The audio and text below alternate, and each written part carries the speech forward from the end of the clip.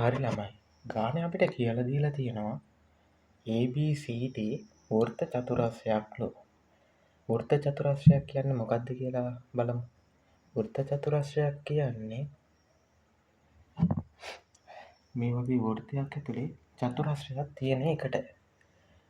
මම කලිනුත් කියලා තියෙනවා වෘත්ත චතුරස්‍රයක් වෙන්න නම් නිකන් චතුරස්‍රයක් තියෙන්න බෑ. ඇයි ඒ බැරි?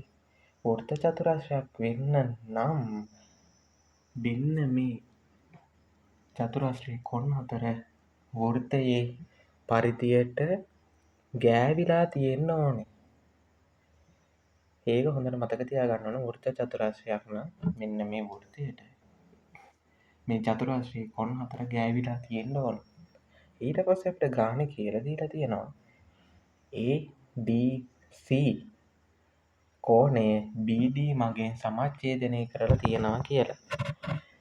සමච්ඡේදනය කියන්නේ සමාන කොටස් දෙකකට බෙදනවා කියන එක. මේකනේ ADC කෝණය. මේකනේ BD පාදය. එතකොට මේක සමාන කොටස් දෙකකට බෙදනවා කියන්නේ ADB කෝණය සහ BDC කෝණය සමානයි. ඒක තේරුණාද ළමයි? මොකක්ද ළමයි?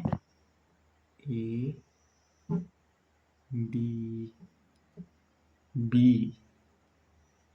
සමානයි BDC. මොකක්ද හේතුව?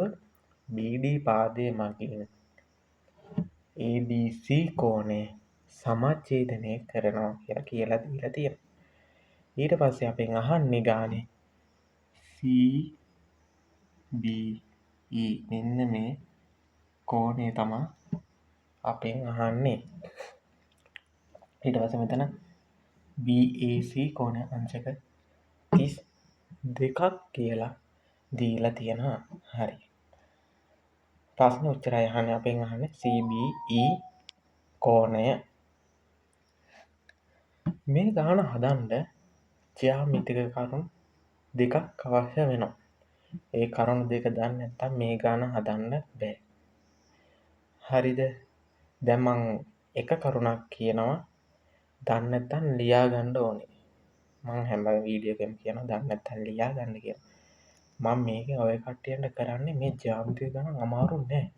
සංකල්පය දන්නවා නම් අමාරු නෑ කියලා ඔප්පු කරන්න තමයි මම මේ ජ්‍යාමිතික සීරීස් එකක් වගේ කරන්නේ.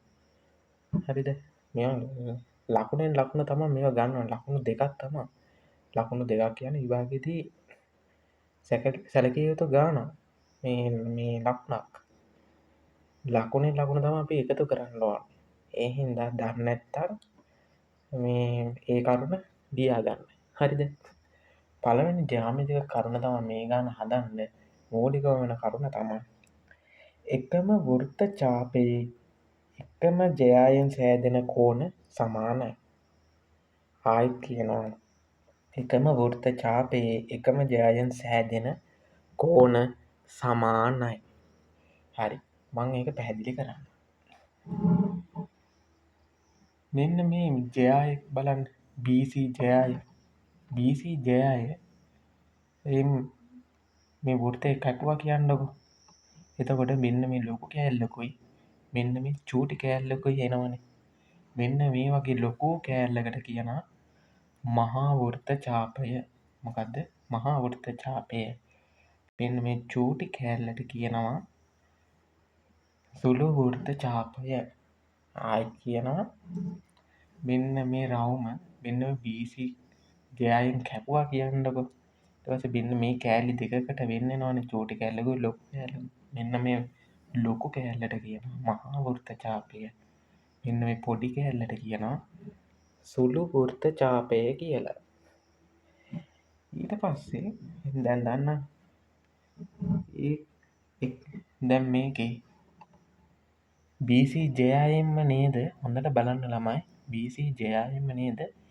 BAC කෝණයයි BDC කෝණයයි හැදිලා තියෙන්නේ. හොඳට බලන්න. BC ජයයෙන් නේද BAC කෝණයයි BDC කෝණය හැදිලා තියෙන්නේ. තව මෙන්න මේ කෝණ දෙකම තියෙන්නේ එකම වෘත්ත ඡාපයේ නේද?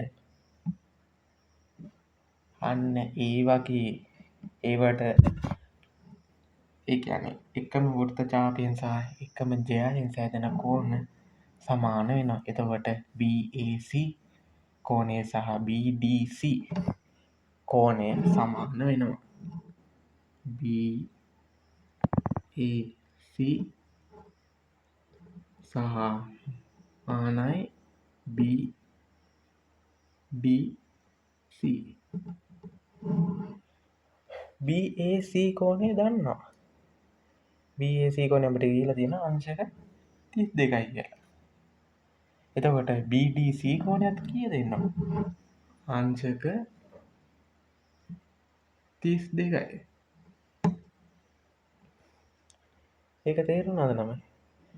දැන් BAC BDC සමානයි කිව්වා. BAC කෝණය 32ක් කියලා දීලා තියෙනවා. BDC 32යි. හරි. ඊට පස්සේ දැන් අපි දන්නවා BDC ADB සමානයි. ඇයි?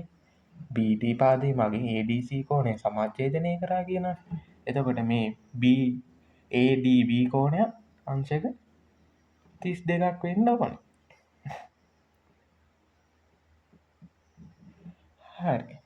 ඊට පස්සේ අපිට පුළුවන් ADC කෝණය ගන්න සමානයි 32 ඒව දෙකක් කීයද? මෙහෙම ගියන්නම් තේරෙන්නේ. 32යි 64යි. එතකොට ADC කෝණය අංශක 64ක් වෙනවා.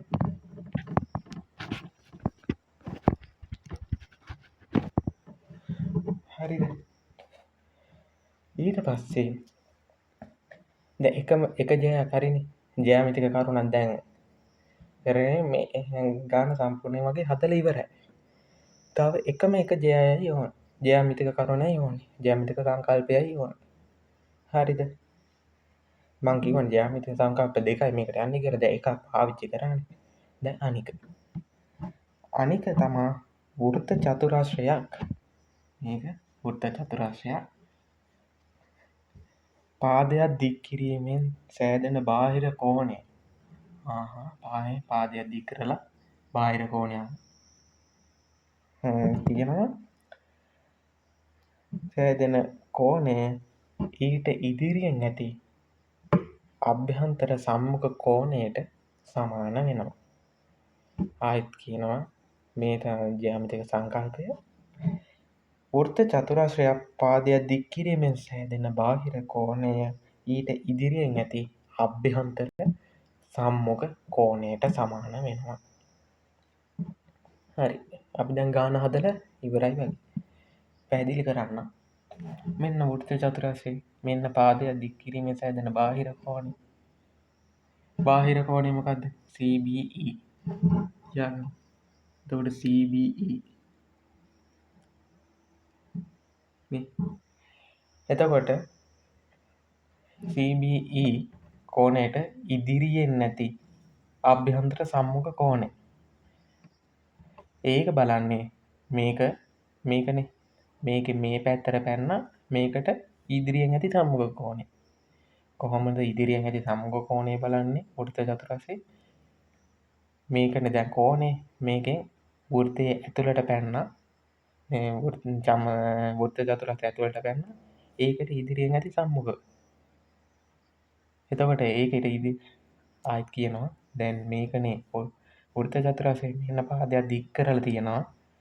ඒකට ඉදිරියෙන් ඇති අභ්‍යන්තර සම්මුඛ කෝණය හොයාගන්නේ මේකෙන් වෘත්ත චතුරස්‍රය ඇතුළට පැන්නා. ඇතුළෙන් ඒකට සම්මුඛ. සම්මුඛ කියන්නේ හැම වෙලෙම කියනවා මූණට මූණ බලාගෙන ඉන්න එක. එතකොට මේකට මූණට මූණ බලාගෙන ඉන්නේ මොකද්ද?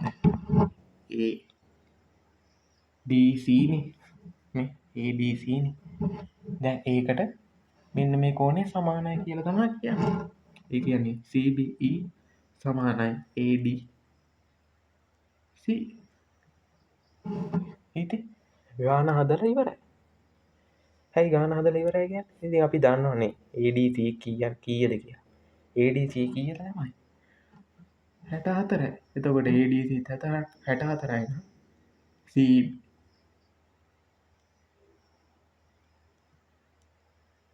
64යි නම් CBE කෝණයක් කීයද? 64ක් වෙන්න ඕන. එතකොට CBE 64ක් වෙන්න ඕන. එතකොට CBE කෝණය කීයද? අංශක 64යි. මේක තමයි උත්තරේ. බලන්න ළමයි. ජ්‍යාමිතික සංකල්ප දෙකයි දැනගන්න ඕන. ගාන හදලා ඉවරයි. හරි ඊළඟ වීඩියෝ එකකින් හම්බෙමු. thank you